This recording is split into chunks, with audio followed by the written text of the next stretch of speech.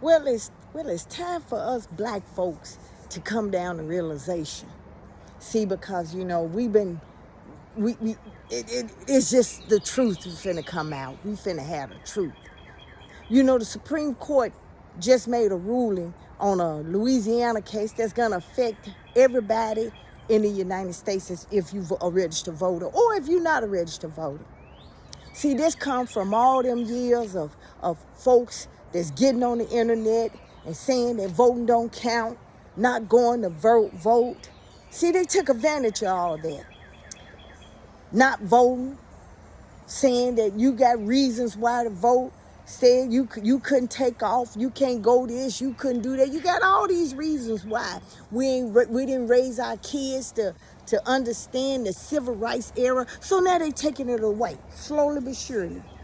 See, I always said them Klanmen took off them bed sheets and became politicians and judges and stuff, while we started to downgrade to shaking our asses and showing our pants and doing all of that. Not going to college, not educating ourselves. We all about the bag and getting our hair and nails done and stuff. But that's irrelevant. That is irrelevant. So they figured, well, you know what? Since everybody ain't voting, let's go on and take it away. Go on, take it away. They took away affirmative action. That Coon Thomas. You know who Coon Thomas is. Coon Thomas. Taking it all away. He part of the 6 people, smiling and grinning. And that's the same bastard that used all them affirmative action and all that other stuff to become the Supreme Court judge. Ain't that amazing? It's amazing how black folks or people who get to the top on everything that was built and then kick the ladder down, kick the ladder away so won't nobody else get on. Y'all kept saying we're going to sit this one out. We're going to sit it out. See, they know that. And see, some of y'all took that sitting out literally. Y'all didn't do nothing and say nothing. You start going on trips. You're going here, you're going there. Because you know what? Because other countries said they said they weren't messing with us. But they still doing it here. Yeah.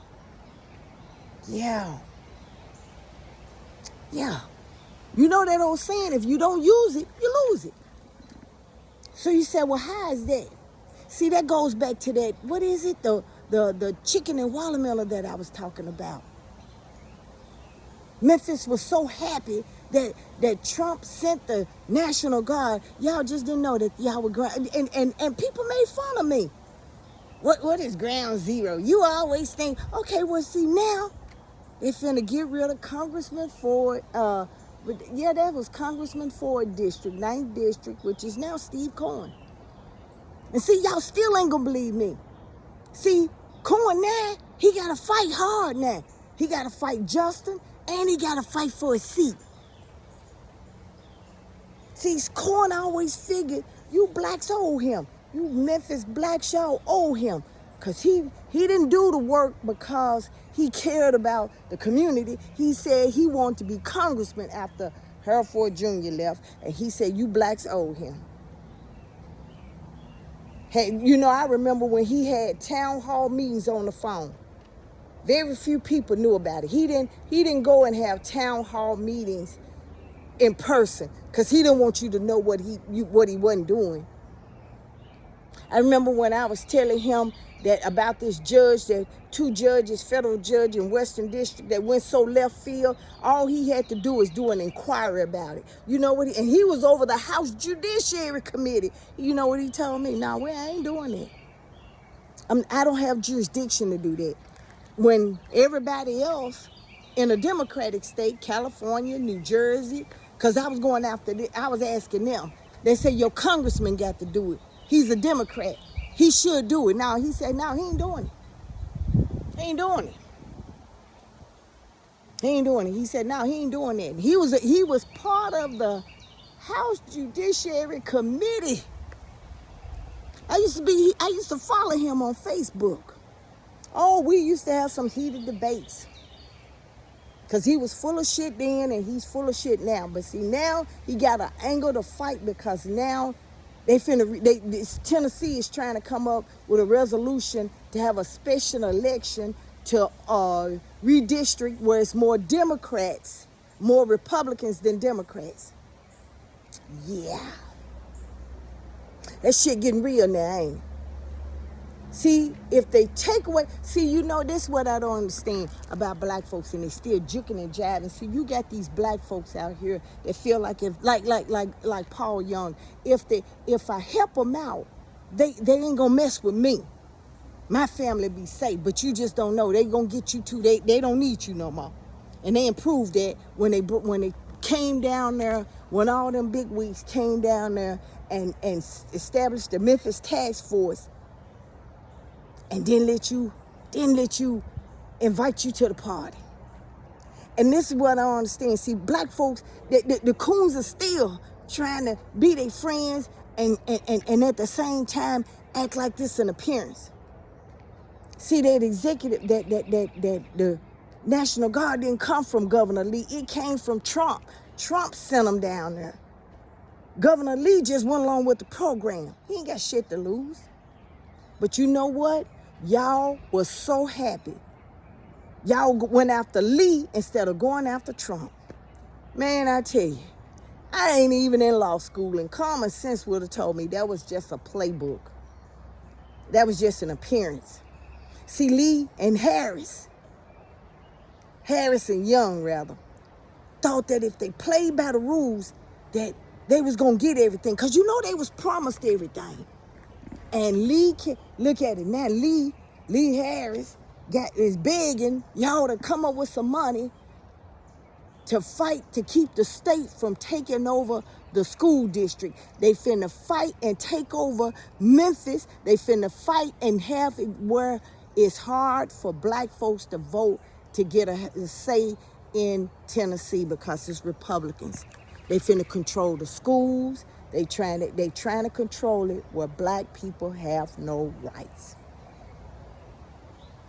And some of you dumb motherfuckers still think that it is business as usual. And I hear all these black folks saying, oh, I'm finna get ready to do this. Oh, they ain't gonna make me. Half of you motherfuckers are on Section 8 food stamps and don't have a pot to piss in and a window to throw it out. Your credit is fucking bad. And how the hell you gonna be able to get up and move out of the state, let alone out of the fucking country? Ain't nobody gonna want you. If anybody should get their black asses up and vote, should be the ones that's on federal assistance. The ones who parents are on Medicaid, the ones who sitting here having babies, the ones who sitting here trying to have freedom, whose sons are in jail. Your black asses need to be trying to be voted. But instead, you know what? I can ask 10 people. I can go in the projects here and ask 10 people what's going on in the United States, and half of them won't even know what's going on. That's the sad part. You got most folks that are blacks that are on Section 8 and all that talking about, well, you know what? Well, he ain't bothering me. Okay. You taught your children that shaking your ass and looking pretty and putting some hair in their head is the way to go. Now they got a head full of hair and nothing in their damn brain. Make it harder for our children, whether they on financial aid or not, to go to school, go to college.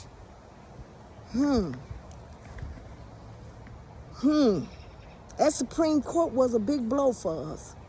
It's a big blow. It is a big blow. And we can't just wait for the midterms. No, they ain't waiting. We got to do it now. Early vote for our local officials.